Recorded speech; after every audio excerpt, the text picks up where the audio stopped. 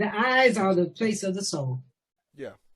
You know, you can't lie when you look in somebody's eyes. There's no lies there. That's one thing the mask took away. We couldn't lie. You know, we couldn't pretend to smile. We didn't care because we were looking straight in your eyes all the time. I love that. I love that. And we found out that we need each other so madly. We need to communicate. We like to touch. We like to know. We like to talk to people. And we were deficit of that. And I think a lot of people realize that, you know, all of us humans on this earth are here together for a reason. Ignition sequence start. 6, 5, 4, 3, 2, 1.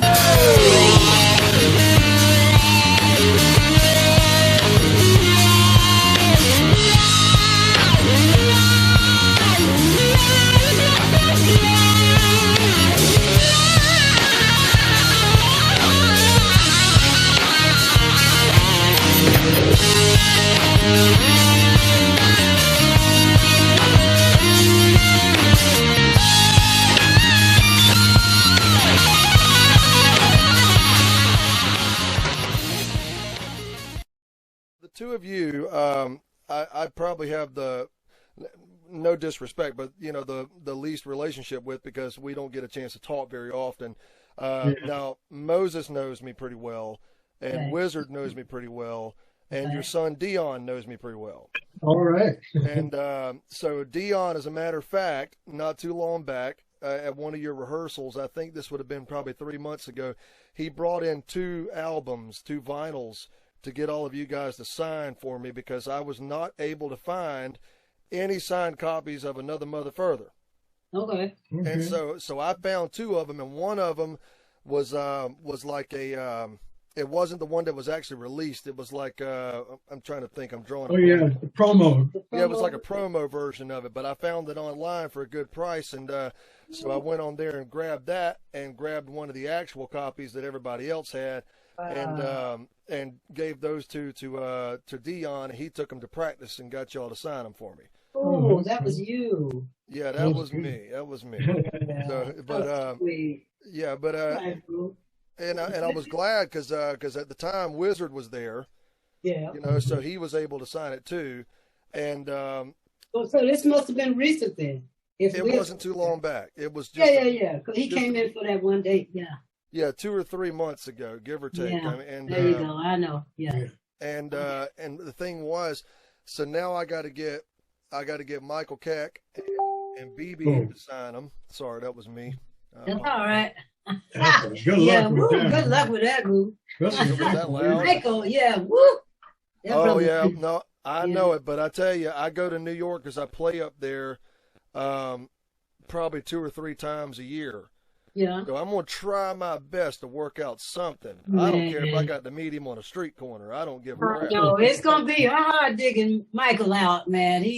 Wizard told me that he's got connection with him. Yeah, he does. With him. And we try not to bother him, though. Yeah, no, I get it. He told me that maybe what he could do was maybe if I send it to Wizard, he'll mail it out there to Keck. Oh, yeah. Yeah, that could very much happen. I had a text come through on my Facebook from his daughter just the other day, and it brought him to mind. I hadn't thought about him for a while. Yeah, and I see BB Queen every once in a while. That BB boy, I called him on the road one day. He didn't know who the hell I was. What? I said, hey, BB, what's up? No, well, of course he did. He said, Joyce. He said, is this you, Joyce? I said, yeah, it's me. He said, what? I can hardly hear anything he's saying now. His voice is gone so bad now, but he's still out there on the road kicking butt. Like I opened for Marshall Tucker at the same place that I opened for you guys. Okay. That one I showed you the picture in. How was he? He was good. I mean, look, he's an amazing artist. I mean, BB is something else, good man. Lord, what a drummer. I know. That boy sits down on those drums. I don't care what drummer we got. We had some great ones. We've been through about, 15 drummers in our career, I think, with this band.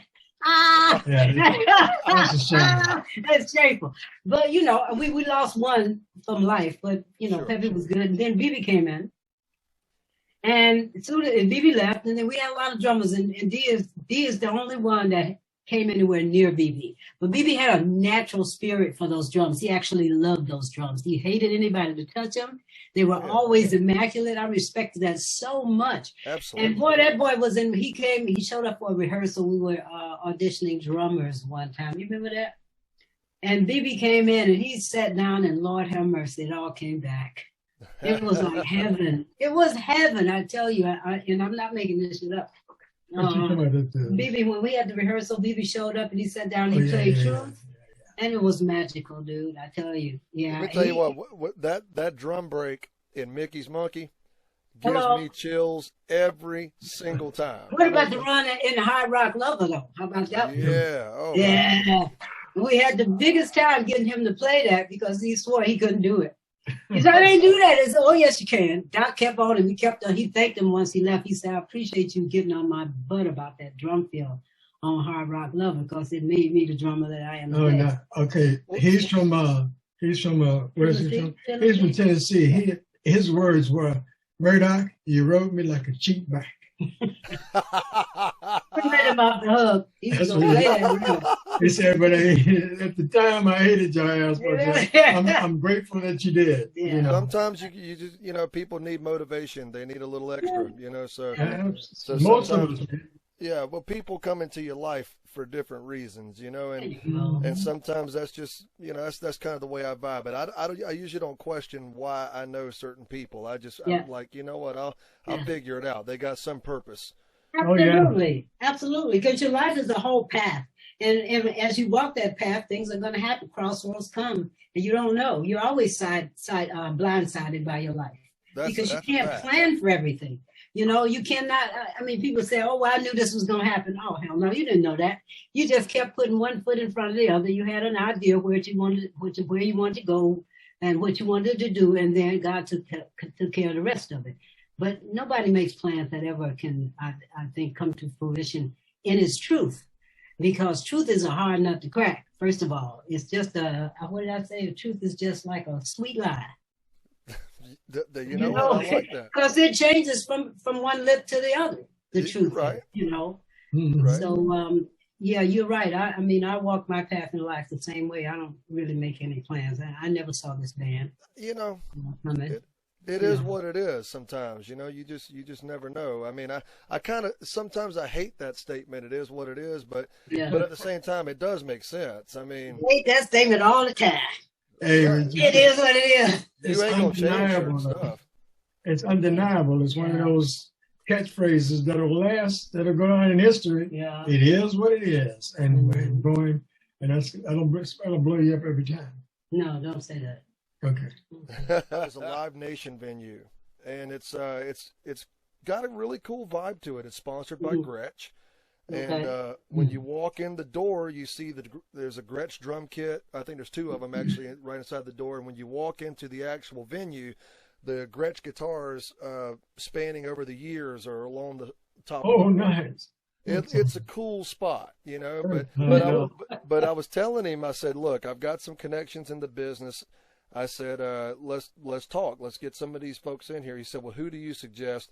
And the first name I told him, I said, look, if you want to sell tickets in Savannah, Georgia, y'all got to talk to Mother's Finest.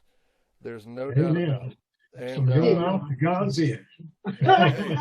That's a fact. And he told me, because the place holds about roughly a little under 500 people, about 450 folks. That's intimate, nice and intimate. Right, it's a cool spot. And I told him, I said, y'all need to talk to them. And he said, well, put me in touch with them. So since I speak with Linda every once in a while, I kind of help set it up and put them in touch. And then Live Nation took over, and we're good to go.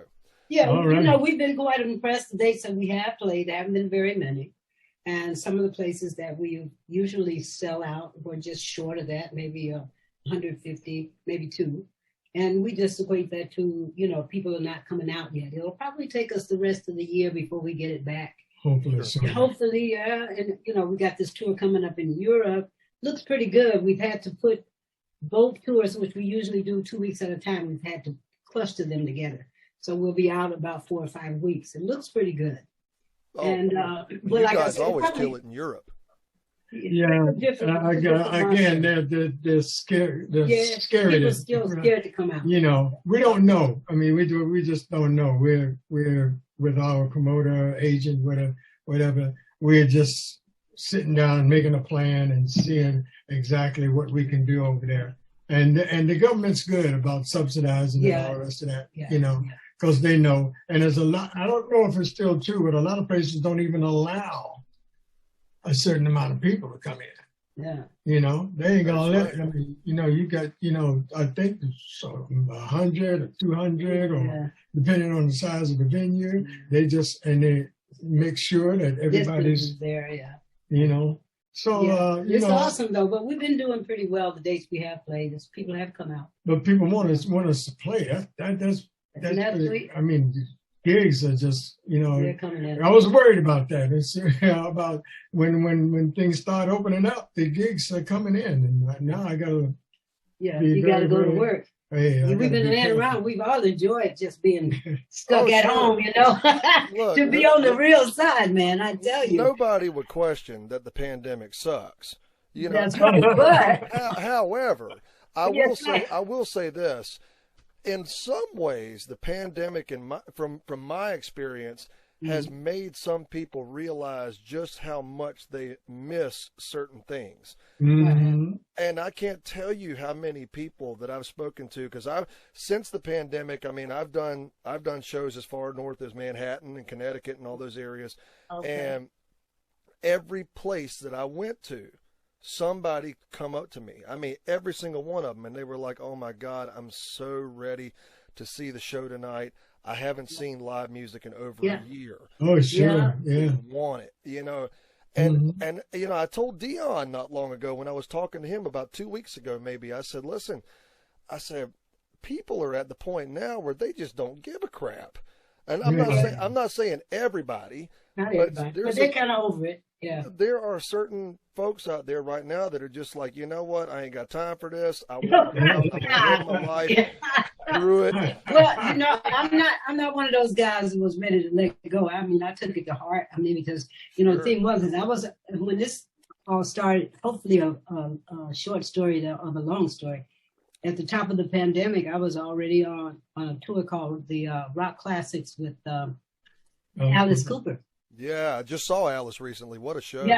Yeah, I was with him, and we had done 5 dates, and I was contracted to do about 11 more. And then, you know, everybody said, "Y'all got to go home. Y'all got to go home. It's time." Dates were falling out because all the seatings was like 10,000 or more.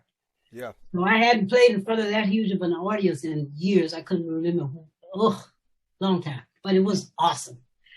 And came home at the top of COVID, man, and it was as crazy as it could be, you know. The anxiety set in because our life as show business people stopped. There was no backup of any sort or trying to see the future for that matter. Didn't know how far it was going to go, you know, and whatever you had, it had to last. Yep. You had to recondition yourself. You know, we're going to be locked down. We don't have to think about touring. We don't have to think about makeup. We don't have to. And it was crazy because that's been your life since then for never. You know what I mean? So it was definitely a conditioning and something to grow into.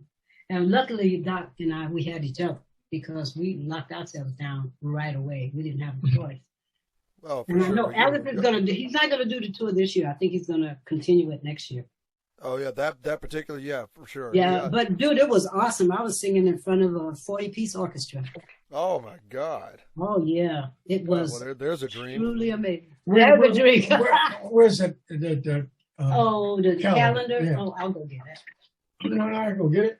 Talk. Okay, it's on the table. No, hey, y'all do whatever you got to do. I am in zero hurry tonight. I ain't either. I'm not in a hurry. My cats are asleep. Your cats are asleep? Yeah. I had to lock mine out of this room. I swear to God, Joyce. I love you. I was interviewing Mario Cipollina, who's the founding bass player for Huey Lewis and the News. Yeah. And I was right in the middle of something, and Mario started getting a little bit emotional because he had a sad moment, kind of recollecting something from back then. Okay. And right when he was really getting in his feels, the damn cat jumped on my head. and sat there, and it totally killed the mood. I was just like, oh my God, it was embarrassing.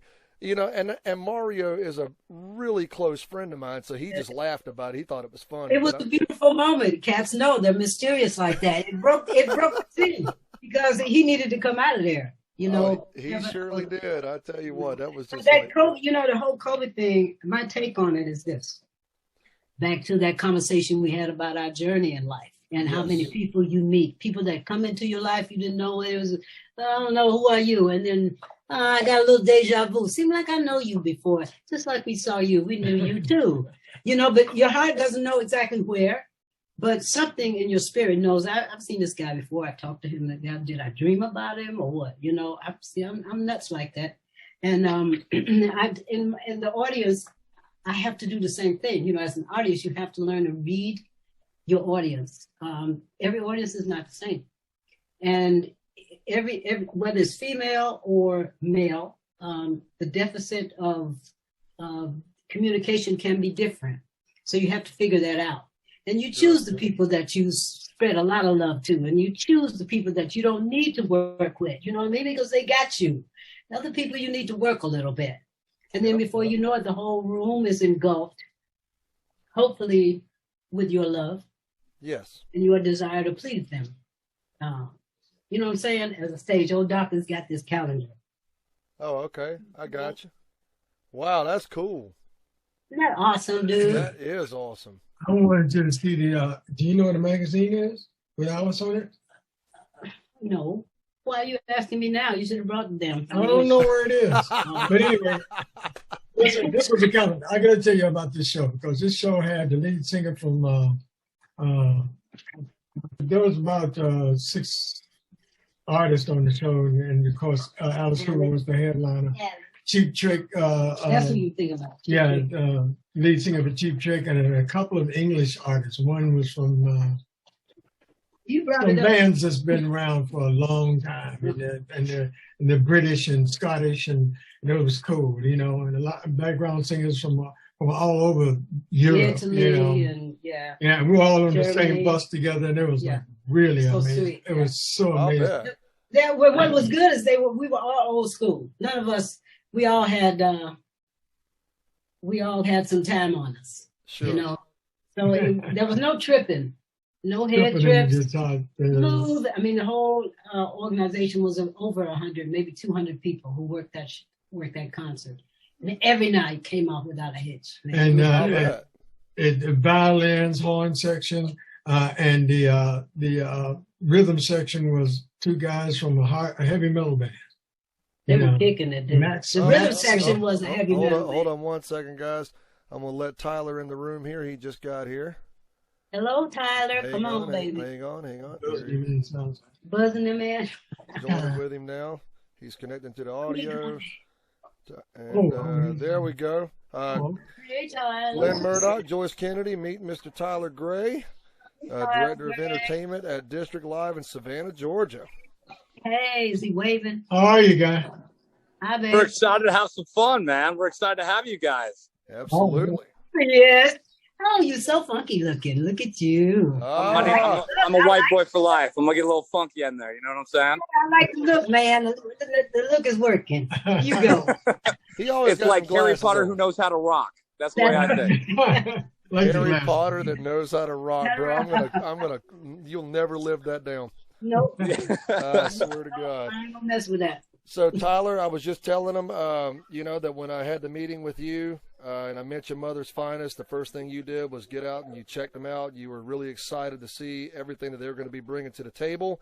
And District Live being a relatively new venue, I mean, I can't think of any other band out there right now that we're going to be bringing in to really kick it off in any better of a way. District Live's been open for, you know, how long now? Just a good handful of months, really. It's about 8 months now, yeah. But what I love about Mother's Finest is Mother's Finest got a fantastic following here in Savannah, and we get calls left and right about this band. So we're excited to have a great night. We're excited for people to party. And my favorite moment is everybody loves you guys down here. There's many people that have called about booking you. If we're booking you, how do we book again? So make sure that you rock it out for me. Let's have a good time. We always give it our best. That's all we got. Yeah, that's the easy part. Rocking it out that's the easy part. That's right. What's the hard part? I love it. Yeah, man. So I Just tell show you. up, man. Not to worry. Oh no, it's going to be a blast. I mean, believe me, Tyler. Every experience I've had with this band, you know, their quote is "too funk for rock, too rock for funk." Man. That's right, man. So I mean, I love it so much I don't even know what it means. That's so amazing. You do. You heard it. You know exactly what it means. oh yeah, You know, I changed the what is that? Sex, drugs, and rock and roll. What did you do? I changed it to latex gym shoes and rock and roll. latex what? Gym shoes. Oh, okay. That's because you can't wear heels anymore. Sounds kiki, and I like it. Working heels anymore, but I can still wear the latex. You know what I'm saying? Oh, that's right. That's right. I tell you what, hey, Tyler, tell them a little bit about the venue. I was trying to tell them earlier your relationship with Gretsch. So we have a fantastic partnership with the Georgia Southern University School of Music, which is part of the Dean and Fred Gretsch School of Music. They've done a great job. The whole amazing venue is all nothing but Gretsch guitars, and it has a School of Music history right in front of it with all of the history of the Gretsch industry right there. So you got drums, you got all the amazing instruments that they built originally. It's pretty fantastic. But when you get in the venue, chronologically, you have all of these amazing guitars that were played by Bob Dylan. They were played by the Beatles. They were played by so many different people with so many great artists and great autographs on them. So it's just got a lot of history, and it's got a lot of fantastic aura inside. So it's great. We need those type rooms. Yeah, absolutely. Let me tell you what. Let me tell you guys something. I don't know when the last time you actually just took a visit to Savannah was, or was it literally the last time you played? Probably. Last time we played. Yeah. So you won't believe Plant Riverside. That's where District Live is located at. It's in the new area called Plant Riverside. If you're staring at the water, if you're looking at the river, go all the way to the left, and I'm telling you, it's not like what you remember. It's because there used to be an old like a power grid down there or something years ago when I was playing. Power plant, yeah, 1912 Savannah power plant. That's right. I mean, it was an old power plant down there, and all of that is gone now. And J.W. Marriott has put this area down there from Richard Kessler called Plant Riverside, and it has really, it's done amazing things. It's got a whole different vibe to it than what was down there previous. I mean, it was, River Street. Plant Riverside has done a great job of preserving the history-looking aspect of what Savannah is, because you can't change Savannah into Manhattan. It's not going to work. It's never going to look right. But how do we create a new age experience is what we're trying to do. It's about owning entertainment. Right. They're coming up all the time. I mean, we're old school, but the new guys are coming along. They're going to help you create that. I think it's going to be beautiful. Just give them the room to do it. We'll kick it off for them. We'll kick it off for them. Yeah, absolutely. Yeah, because the things that we bring to the party, they don't get on, actually. Because I'm excited to have your party up in my house. So there you go. Let's get weird with it. That's right. Guys, it's a pleasure. Tyler, Tom, thanks for having me on, my man. Hey, brother. Hey, Tyler, remember, dude, it's only weird if you make it weird.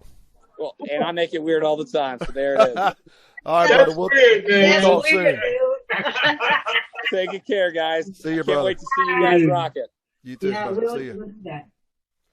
So, that was cool. He's a cool dude. I'm glad he's not over the hill. No, he's not. I don't walk around with that phone on my hip all day long. It's crazy. This guy over here, man, he cannot meditate without that phone. It's got to be on. If thing goes off, it's crazy. I don't Let me like show you something.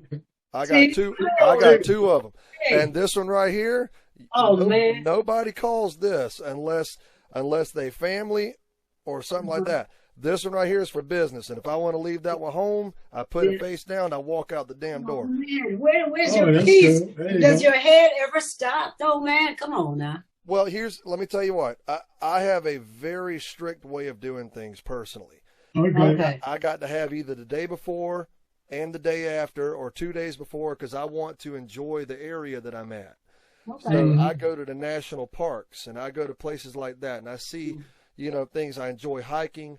I like to go find the waterfalls, that kind of stuff. All right. And I make sure that I set my boundaries properly. You know what I'm saying? So it's like, you know, I got time for business, but when I ain't in the mood for business, don't bug me. That's just I'm absolutely the difference. I don't like getting anywhere early. You know, I don't care about the surroundings. I want to see the room. I don't want to see the room till it's time for me to go on stage. I try to avoid sound check. And when it's time to go on, if the show starts, I'm 3 minutes before now because I want to go. I want to keep my energy where I need it to get on that stage and do my job. If I hang around too long, I'm so freaking bored, and it just sucks the energy right out of me. So I can't do it. And I don't want to know what people are doing in that city because I'm not going to be there. No. Don't misunderstand me. I don't want to know what the people are doing. Okay. I'm telling you, I am look, I love individuals, but I hate groups. I can't. Like when I find people that mesh well with me in my life, I'm the most loyal dude on the planet. You gotta be. Absolutely. I mean, I'll go to bat for anybody and take a bullet for the ones I really love. But I tell you what, when it comes to just mass people around me and stuff, I can't do it. I was never going to be really huge because I can't stand all the fussing around you with people all around you and paparazzi. See, that stuff drives me nuts. I get anxiety attacks and stuff. I like one-on-one. And I've had to acquire different ways of being an artist and not seeming aloof from fans and stuff. Sure. Because if I get sick, you never know where people have been. It's like with the mask and all that. It's hard to stay close to people because you have to keep your distance. If you got a long tour, you get sick, the tour is over. So I have to keep all those things in mind. They don't understand that. They don't get it. The fans don't care. They don't want you to ever get old. They want you to be exactly the way you were the last time or whatever their image is of you. And it does get to be hard, especially for a woman. But luckily, I've been in a band with guys that have been the most wonderful men I think I'll ever meet in my life. They've been like my brothers, my confidants, my protection, it taught me a lot about men. Sure. Because all 5 of them have been different. So, I figure there's ain't but 5 different people in the world. And at some point in your life, you'll come across each one of them. And That's you can right. pretty much tell when you meet those people. They have little idiosyncrasies, but basically at their spirit, they're all the same. And of course, my man over here, Doc and I have been together over 50 years. Wow, really? Oh, hell yeah. I know y'all been together a while, but yeah. I've been knowing Doc since I was 17. Wow. And I'll be 75 this year. You gonna be? Oh, come on. Now, you ain't allowed to lie on my podcast. Don't be telling me you can edit that. No, come on now. I'm ashamed of that truth. She's really into telling the truth. I don't mind. Boy, it's annoying. Because I'm proud of that. Because I made it this Joyce, I'm not even kidding. I have a hard time believing you 75, or will be. Because, when I watch you on that stage, you take control of that stage. And, and both of you do. But, since I was speaking directly to you there, the bottom line is, and I tell people this all the time, there is a difference in a singer and a front man or woman. There's a big difference, and people, I know people that can sing. And I tell people all the time, there's also a difference between singers and vocalists and stuff like that, but absolutely. But, you're one of those folks. It's like when Freddie Mercury used to walk onto the stage, Freddie Mercury didn't waste no time. When you go back and watch the 1985 or 86 Queen shows at Wembley, when he walked onto that stage, that dude walked out there and told basically everybody in that crowd, y'all gonna listen to me and you're gonna follow me. Here's the way it is. And he went out there and struck the pose and all that kind of stuff. And I'm like, he had a lot of gumption, boy. He really did, but you are very similar in that aspect of where when you walk out there, those people are just enamored. They are entranced right out the gate. And because, you've got I mean, I guess the old saying would be, you've got it, but it is what it is. I mean, you know, then people sit there and watch it, and you walk out there and you take charge. But I have had a few of them look at me and ask me for advice on certain things. And I'm like, you know what? You want some good advice on fronting a band? You need to go watch a handful of folks. And I go down the list and I say, you need to watch Freddie Mercury. You need to watch Tina Turner. You need to watch Scott Weiland from STP. You need to go watch Joyce Kennedy from Mother's Finest. I put you in that list because they need to know, and they need to go sit there and watch. And I'm like, and I tell them, watch how Joyce is, and then watch when Glenn walks onto the stage, and her and Murdock are just teaming back and forth, and it's like a well-oiled machine. And if people want that, if they want to hear that knowledge, then you can't get any better knowledge than watching experts do what they do, you know? And that is the truth. I mean, the young people, they don't know what they don't know. That's the problem. Ain't that the truth? I mean, you can't. Sometimes people just have to walk through the fire. That's the only way that it gets in there. That's true. And you can't teach them everything until they are ready to. It's like raising a kid. You can tell him 1,001 times, but until he gets to the door, sometimes he has to get through the door to remember what it was you told him, and then he said, "Oh, okay, I remember you told me about that." But it's repetition. It's learning anything. Guitar, you've been on your it's repetition. The more you do it, the better you get at it. The more comfortable you become. What they haven't been able to do is sharpen their skills, going one club to the other, going ABC clubs. You know what I'm saying, and having to travel 9 in a van, you know, to get to where you're going, siphoning gas, you know what I'm saying? And stealing food. And again, you know, I mean, that was the first week we were together. It's the truth. You're talking about the history of the band. That was the first. We survived. Yeah. I want to do with this podcast. He's talked about that all the time. But he's so comfortable at it. You know, that's why I started doing it, because I got to thinking about it, and I'm not trying to sound arrogant when I say this or anything like that, but I was like, you know, I've been wanting to do one for a long time, and I'm endorsed by Gator Cases, and Gator, their CEO, and I are very good friends, and she called me up one day. Oh no, I'm sorry, I was actually at their headquarters in Tampa, Florida, and she looked at me and she said, "Hey Thomas, NAMM is coming up, and we are debuting these brand new Gator Frameworks mic stands for podcasting." And I was like, okay, cool. And she said, "You want to do a podcast at the NAMM show?" And I was like,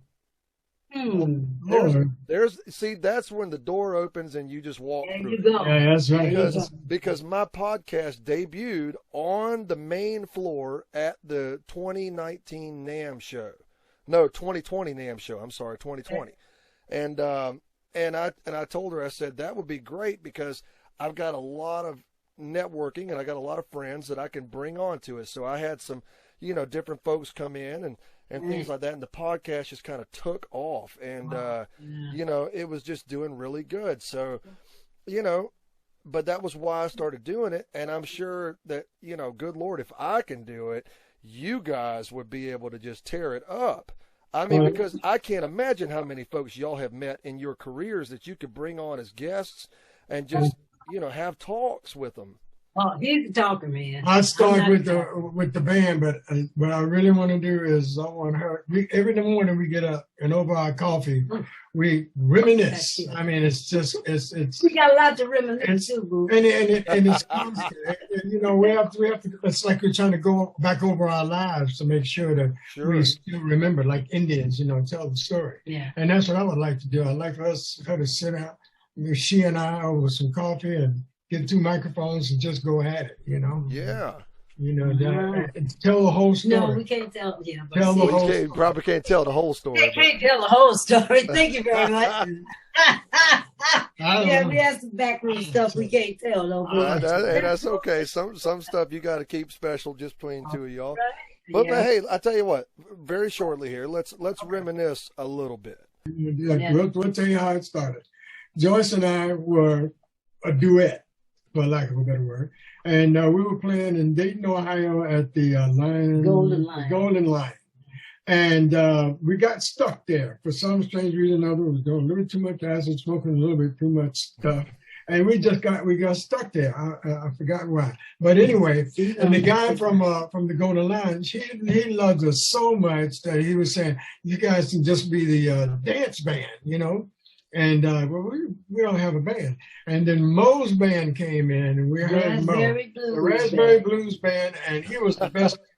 Right. And he was playing this thing. Yeah, he was so funky. We're going, wow, yeah, you know. Yeah. And for back in those days, take it easy. Back in those days, that was funky. That was fun. And he's probably one of the, you know, the best R&B / rock. I mean. Mo is amazing. He got both things going. And then so what we did was Joyce and I, we didn't want to go back to Chicago. We was in Dayton, Ohio, and then we met these people, and we was all sort of doing this. Yeah, you know, we learned about our spirituality and all this and that. So we heard about this band down in Florida who needed a singer. And then and the guy who was working at the Golden Line, he knew about this band personally. He says, well, John McIver, and the bass player John McIver. His name was John McIver. Right. So we went down to Florida, and they saw that we was black, and they said, well, no.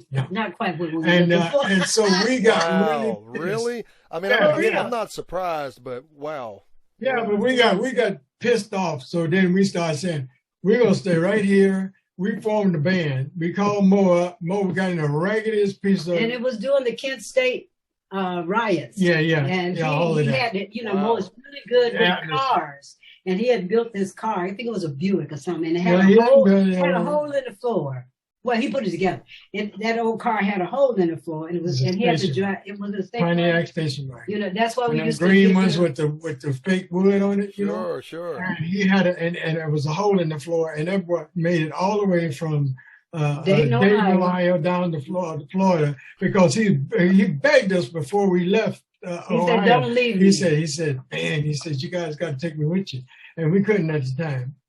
But we called him. We got the bass player that we had that went down with us that belonged to this band. I know it's a little confusing, but that's where we started Mother's Finest, out of pure happenstance. It's the path we talked about. You don't know what's going to happen. Yeah, but we was pissed off. Yeah. And so what we did, we got 3 pieces. We found Wizard's brother, and Wizard's brother just came from Nam, and he said, I can't handle it. I'm getting married. He said, but I want you to check my brother out. So we went down on the Strand on the Miami Beach. And Dave was, you know, Wizard, big afro, and he was the only black dude in Thomas Strand in Upper Hand. Right. So we talked to him, and he was going, okay, and we invited him over to the bass player's house and the bass player wasn't interested.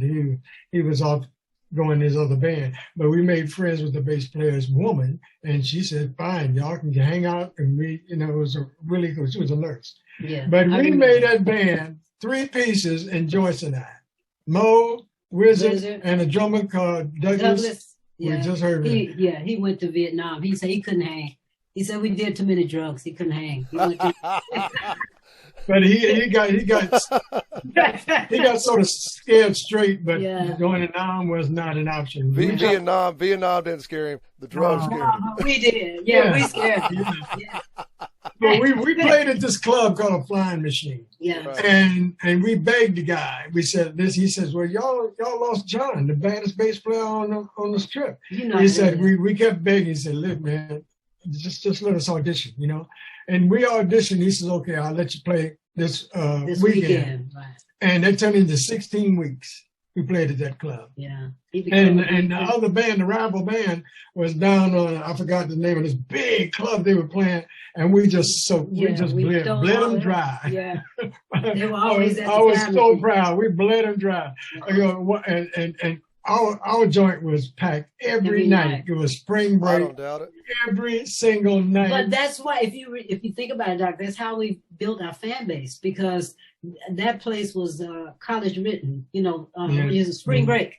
So people were coming from all over the world. Especially Georgia. And if they fell in love with the band, they took it back with them. And all of a sudden, it just That's right. spread. Then we left there and went to Pensacola. We came to Atlanta, but we went to Pensacola Beach. We met this guy who was in the pharmaceuticals, right? And he had money. He thought he could do something. He financed us for about a couple of months, but it was a drag. Then we went to Atlanta, and we ran into Hugh Rogers. And then the rest was history. The rest kind of evolved, you know. And I loved it. I loved that my history with Hugh was that he was really a Southern agent, and his attitude was like, you know, he was just he wanted to work us until we were bled dry, to where nobody wanted to see us again. So he says, well, you know, I'm gonna work y'all. He said, but y'all are never gonna make over $900 a week. And that kind of stuff you say to me pissed us off again.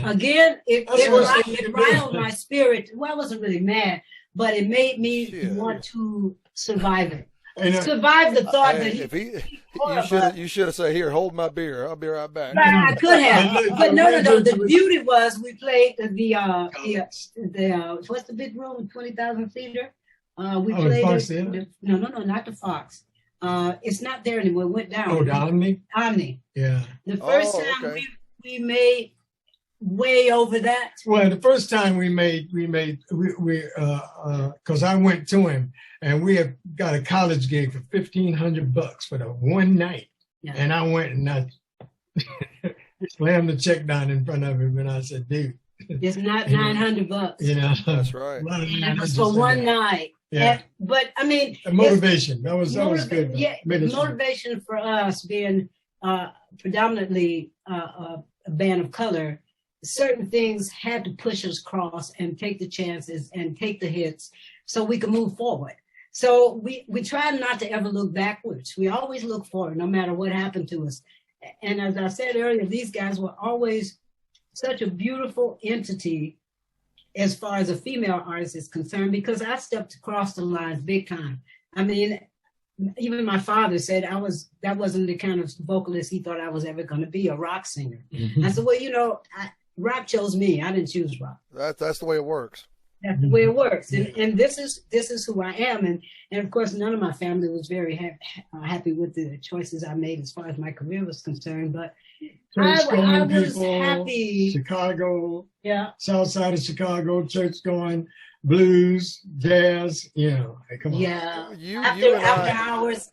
I can so relate to that. It's unbelievable, because I grew up in a Southern Baptist church. Yeah. All right. And, you know, my mom, it's not that she's not supportive in some ways, you know, but when it comes to going to gigs and thinking I made a good choice and everything, right. She just doesn't get it. And but when someone sees me on the TV, man, that's my boy. Oh, now you proud of me. Oh, okay, I got you. I see how that works. That happened to me when Love Changes was #1. And we went to Chicago doing a winter radio bus. They had it up there for kids with Toys for Tots. Toys for Tots. Right. Toys for Tots. And I sent a limousine for my mother. Okay. Did she do it? Yeah. Well, she got in. She was scared to death. She never been in a limousine. That's it, man. I tell you what. Now I'm gonna take a page out of your book one day. I'm gonna send a limo for my mother if I'm ever. You gotta do it, man. I'm gonna do it just to see how she reacts. Because it throws them, and it was in the neighborhood where she owned it. She had a cleaners in the neighborhood. It was very, you know, it wasn't a middle class. A little bit lower than that. Sure. Everybody knew her, you know, and so when the limousine pulls up, everybody knew, you know, and brought it to the gig. And it was pretty, I was so happy that I could do that. I never could do it again. But, you know, she loved it. That one time was enough. That one time was a blessing. I was blessed to do that, you know. I got to say, I mean, it had to have been, I think sometimes today, some artists don't realize just how much racial tension was happening, especially in the music industry back in those days. Oh, I think people don't, and when I say artists don't realize, I mean, I'm talking clearly about younger artists, but you know, they don't really understand sometimes just how good that they got it in today's culture. And I'm not saying that there's no racial tension today in some ways, but it's a whole different kind of ball game. different. I read a story one time about you guys playing in Philadelphia. Oh yeah. And they were throwing things, and like a bottle hit Wizard, and a knife got thrown at Michael Cack or something. And I mean, they don't. Did it really? Sure. Well, I wasn't privy to all that. Yeah. I mean, and to me, that was just like, they don't realize, you know, it's. I'm not saying this is why, again, I go back to the individuals versus the group thing. Yeah. I don't buy into the fact that every single person in every single group of that particular group is like that. It's like, no, not necessarily. Oh yeah, There are phenomenal individuals in this world. Right. You know, I mean, and a lot of the times it just gets all generalized in one sort of a way, you know, and I got to give you guys, you know, a lot of respect and props for no matter what you saw back in those days, you saw the good in people and you kept plowing through it. And you made your stamp in what you did. You know, you left your mark on it, you know, and that there's something to really be said about that. That took a level of patience, you know, that took a level of understanding. And that's something that you guys absolutely deserve, you know, to be recognized for, because a lot of people today wouldn't have that understanding and that patience. Well, we had a determination because we believed that what we were doing was individualized, and that Mother's Finest was out there. You know, I mean, we can relate to Sly and Family Stone and Hendrix, with all those people we loved so much, Led Zeppelin, going down the line. It was so eclectic. Our thought process was so eclectic. Our music taste was so eclectic. Yeah. Wizard coming from the church, and Mo coming from a basement rock band. Mike Kick come from the pews, you know, and the drummers. Wow, there was some magnificent. Lots of them. Magnificent. And we didn't try to pigeonhole anybody. Right. You know, it was like, what you got? You know, I want to do this song. These lyrics. What do you think we should say? And then we got political, and we got downright religious sometimes, and spiritual. You know, and you couldn't do all that just by being one thing. So we plowed through it, brother. I mean, we were bound and determined to be who we are. And to our detriment, in a lot of, I mean, we could have been a lot bigger if we had said, okay, let's choose a side. Well, CPAs wanted us to choose a side. Well, yeah, but see, that's the problem, though. I mean, if you would have chose a side, you wouldn't have been you. Right, exactly. And that's a problem. You know, and I've told people before, and I might not be 100% accurate in this, but, you know, when I have discussions about y'all, I try to tell them, well, back in the day, there were really no funk rock radio stations. There was rock, there was funk. Sometimes, which goes back to your quote, too funk for rock, too rock for funk, it makes a lot of sense, because that might have been the thing, or it not might, I mean, it clearly was the thing that probably, you know, was a deciding factor, like Joyce was saying there, by CBS. I mean, they tried to make you choose, but I'm so glad that y'all didn't choose. No, we couldn't choose, because we felt so deep and in belief. We were quite arrogant about who we were, because we felt, see, the thing about MF, there was a consciousness there. We all six of us understood exactly what the work was. And we understood what we needed from one another. So anytime we hit the stage, it could be 5 people, it could be 500. We did the same work. Right. We came the same level of the bow and arrow. You know, once the arrow leaves the bow, it has its mark, and it's going to hit it sooner or later. That's right. We felt that way about our career. However, it was laid out before any of us were born and met each other. The small print concept, we didn't read the small print. It was always there. The road was always laid out for those 6 people. That's why we consciously understood each other on a level we couldn't explain. So when we hit the stage, it was like Wizard already, he could read me like a book. He knew exactly when I was going off grid. You know what I mean? Same thing with Mo. Those two guys, I listen to them now. They were so, I listened to the very first record we made, Mother's Finest, with the fetus on front. Mm-hmm. I was mesmerized in my own arrogance about how those guys played together, and the riffs and the concept of arrangements. And her vocals. And us having to work around the concept of everybody's mind. We had to try to live through everybody's creativeness, and bring it into one house and make it work. So a lot of times the arrangements were over the top, but they were interesting enough to where people wanted to come back because it made us different. Chicago, Miami, Dayton, all of those creative energies came to fruition in one room. We didn't plan it. It was no architectural planning. It's just what happened. How did woo boo boo boo boo boo boo? How did that come about? I have no idea. What does that mean, actually? What does that mean? I have no idea. But we made it work because we didn't say, "Oh, that's crazy. We don't need to say that." What does it mean? No, let's put it in there. Make it work. You know what's so funny though? While I don't know what it means, when I hear it, I feel what it means. Oh, sure. Yeah, absolutely. It's like, a lot, don't it? Yeah. Oh, it does. I mean, I'm telling you, there's some of y'all songs, and I'm not saying this to shine you or nothing like that. I mean, some of y'all songs, I'm riding down the road to it, and I'll get some goosebumps. I'll be banging on the steering wheel. Yeah, you know which one does that to me? And I've never heard y'all do it since I've opened for you, but that Iron Age album. Ooh. Now, let me tell you what. There's a song on that called Moving On. Oh, yeah, everybody loves that song. Oh, that song rocks. I can't sing that song no more, y'all. Yeah. Oh, come on. One day, Joyce, you got to pull that out your hat for me. Just one day.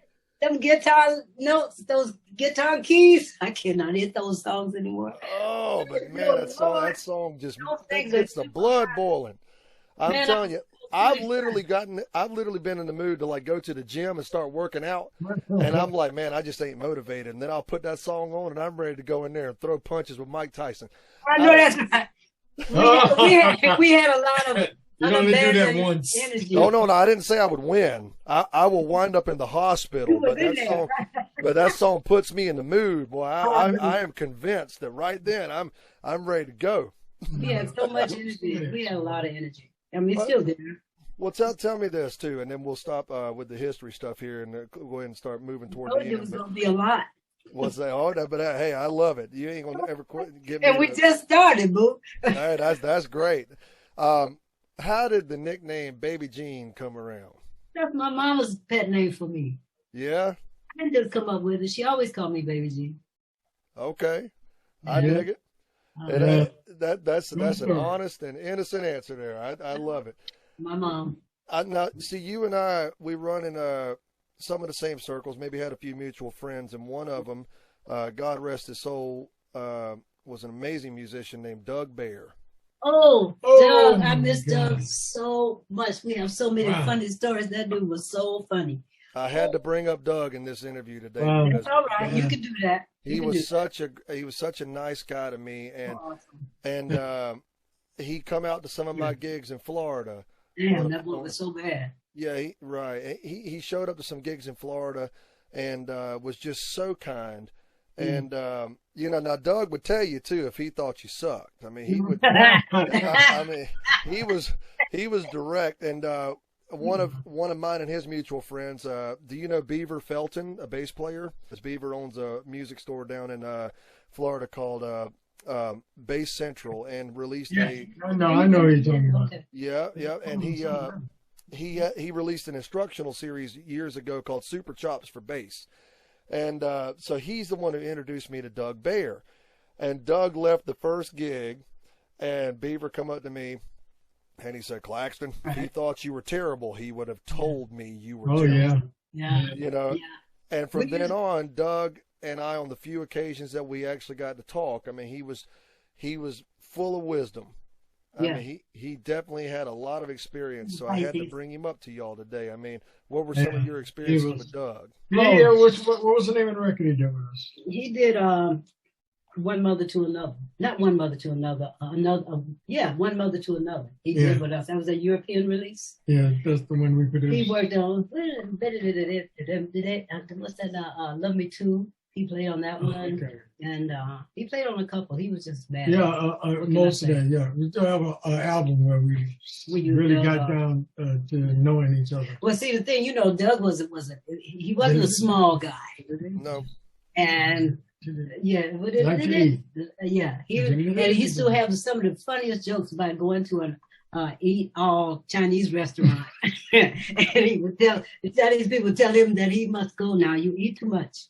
It's all you can eat. And he sat there for a couple of hours. Yeah, right. Cause he says, "You must go now." Yeah. Oh my God! See that now? You a champion when they kick you out the Chinese buffet because you've been there for too damn long. Wow.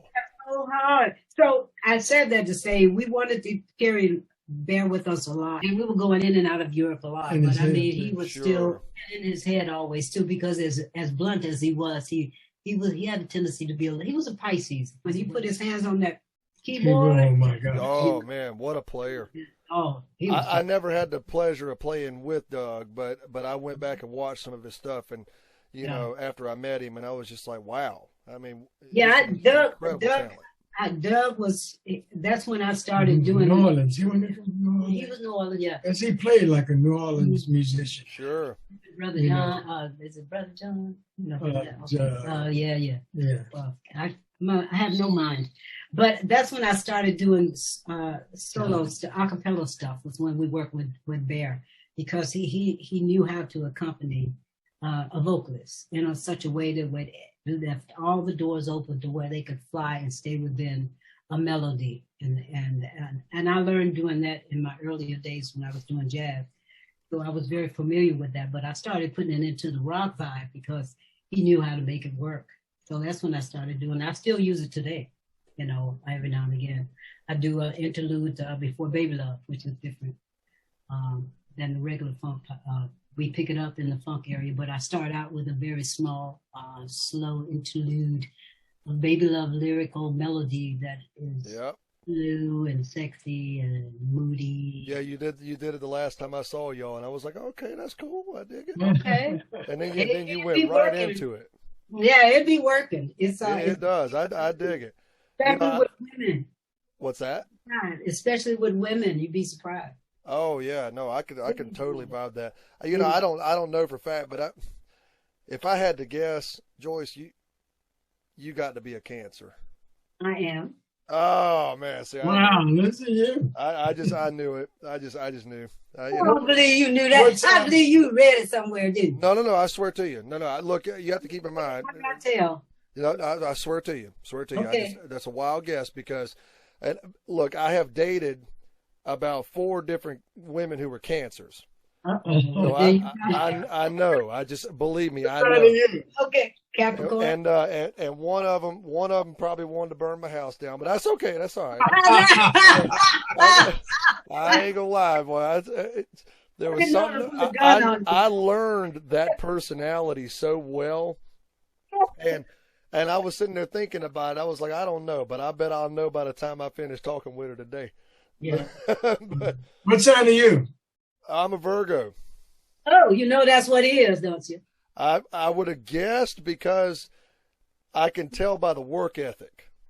Yeah. And I mean the behind the scenes stuff. See. Yeah, exactly. See, the thing is, he's a monster. That's why you knew she was a Cancer. I'm telling you, believe me, I totally pulled that out the hat. But I would have, if somebody put a gun to my head and said, what is Murdock? I'd have been like, I don't really know, but maybe he's a Virgo, because I'm telling you, I've dealt enough at certain gigs as not only just opening for y'all, but also having helped out put the gig together. And I know how Murdock likes his stuff. I know it. Like, once it's set a certain way, you don't touch that stuff. That's just the way it is. Don't let the man come back and find his monitor moved an inch. I mean, believe me, I know how that game works, and listen, and I get it. We've been very lucky. We've been lucky because I don't know if that's luck with you guys, really. I mean, Well, when I say lucky, that's not like it wasn't ever going to happen. We have to stop and be grateful. In that respect, I think we've been lucky to understand and be grateful about the fans that have started out with us, sneaking out of the houses. I tell them all the time to see this band that they probably weren't allowed to come see, but they did it anyway. Yeah. And they are now still coming. We've all grown up. We all have children. Some of us have grandchildren now. Sure. And those people still, they're as faithful as ever. They really are. Crazy fans. Third lifetime. I mean, it's been like we have had 3 generations At least, well, in our in front of us. yeah. You know, from the kids.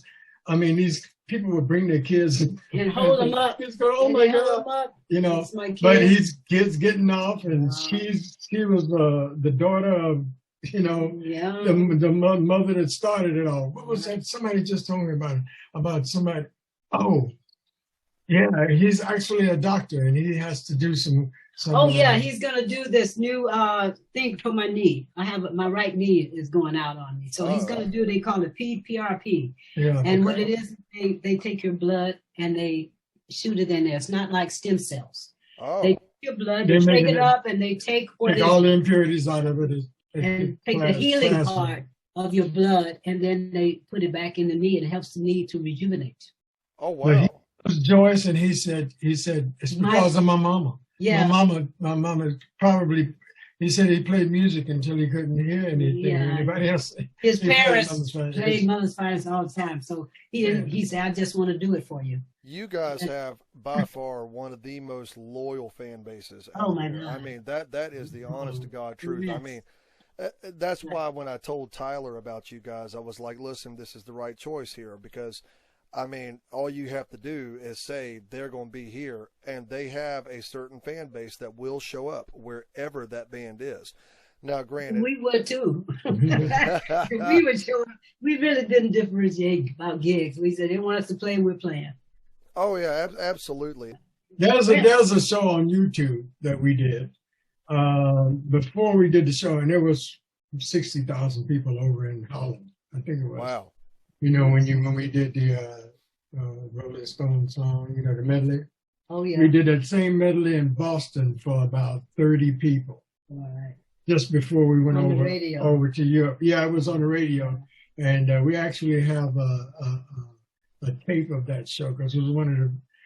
I'm gonna have to dig that up and send it to you. He needs to hear that one. And Yeah, please do. that one, I think that's got the song he's got on it. Yeah, yeah, I was impressed with that one because it didn't sound like us, but I knew it was us.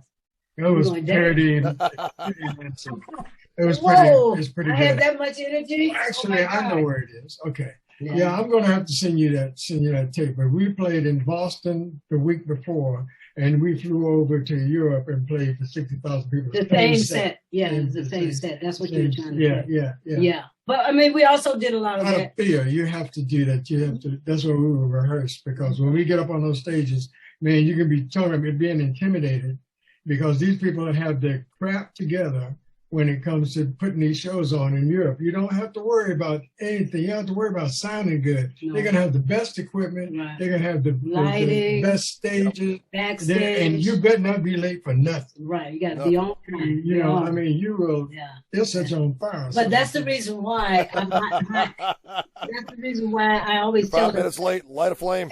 Yeah, that's Light it. it up. Yeah, you go to Transylvania. Let it You up. know. I know that's right. But we always, our thing is, we no matter how big the stage is, we set up small and play big. That's right. Because because when we're not together, we lose something. When Mo's too far over there, I can't get to him. It takes too much time on my day to try to get over there. You know what I mean? Especially in that area. Yeah.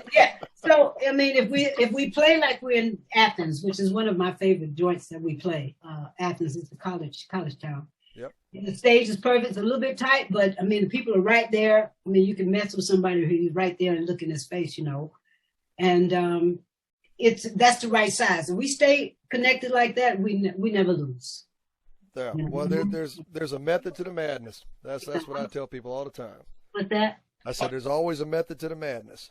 Oh, yeah. Gotta be. I tell people that all the time. Then nothing just happens. I mean, stuff just it falls in place exactly where it's supposed to. And you guys are, like I said, clearly a tight knit unit. You're a well-oiled machine. It's always a pleasure to work with y'all. I was telling somebody earlier that you guys have, shared stages with some huge names. I mean, like, I know y'all work with The Who. I know y'all work with Parliament Funkadelic, different bands like that. I know the Commodores, Black Sabbath, AC/DC. Atlanta Rhythm Section. Yeah. Rufus. Yeah, just about everybody. Foghat. There you go. That's old school. What's your boy's name? The one that say, I'm going to show you how to do it. Not Bootsy. But yeah, we play with Bootsy. The guitar Bootsy player. Collins? Yeah. Oh, man. We played with Bootsy. But the other guy, there was a Hunter. We played with him. Detroit. Ted Nugent. Ted Nugent, yeah. Okay. Ted Nugent. You can cut that out. No, you don't have to cut that out. I always remind him. Dude was so Yeah. funny. Let me. Well, see, now I've never met Ted, but Derek St. Holmes and I almost wound up on a very short-lived tour together. He come out and did a rehearsal with us, and I think he just decided it wasn't going to work. But anyway, I got pictures of me when I was a kid of Derek St. Holmes sitting on the tailgate of my truck playing my acoustic guitar. All right. And when I was a kid, that was a big deal to me. I was like, I mean, still a big deal, but when you just barely out of your teenage years and you got Derek St. Holmes playing your acoustic sitting on your truck, that was man. Let's hold on to that. That's some classic shit right there. Yeah, hold on to that. And one day I ran into Derek sitting at a Denny's in Anaheim, California. Wow. And I saw him over there, and he was sitting there talking, and I knew this was inappropriate, but I knew I had a way to handle it without him getting like, who the hell are you? Because I knew he wouldn't remember me. Right. So I just went down there, and I just saw him there, and I sat down at the table with him. Just didn't say a damn word. I just sat down, and I already had the picture on my phone, and I slid it over there to Derek. Right. And I just told him, I said, dude, I ain't going to stay, but I want you to know you had a huge impact on me when I was a kid. Yeah. And I just want you to know that. I'm going to leave you to your breakfast food here. But, and when he saw the picture, he remembered it. He goes, man, that was in Savannah. And I said, that's right. I said, yep, we were getting ready for rehearsals to do on a big arena tour. And you came down for it. And he's like, oh, man, I remember that very well. And he actually said some stuff about it. Right. He was a super nice guy. I think he's up in Nashville now, if I recall correctly. But I appreciate everything that you guys do. I appreciate all the inspiration and awesome music that y'all have made over the years. And I cannot tell you personally how much, I can't express it enough, how much I'm looking forward to March the 24th to be sharing the bill with you guys again. And I know we're going to go in there, and we just take it easy on me now. Going to bring the house down. Yeah. Oh, no. You don't know anything about being nervous. Who you feeling? Either one of the two of you. We're going to go out, as soon as that Mickey's Monkey hits and Glenn gets on that mic, oh, come on. And Baby Love, come on now. I ain't believing that. Y'all ain't nervous. Oh, Jack in the radio. Yeah, he a Virgo. He going to talk stuff now. You know I'm going to talk. Yeah, I told you I was loyal. Now, y'all should know that now. They say the Virgo is the perfect artist. Really? You didn't hear that? I ain't heard that. I came to give you that. Yeah, I'm glad you told me that, because I got a few people. I'm going to rub that in their face as soon as I get a chance to do it. There you go. You are the perfect artist. No, but I do appreciate you both. And again, this has been the Sitting In with Thomas Claxton podcast. Thank you all for tuning in. We'll see you next time. Kisses.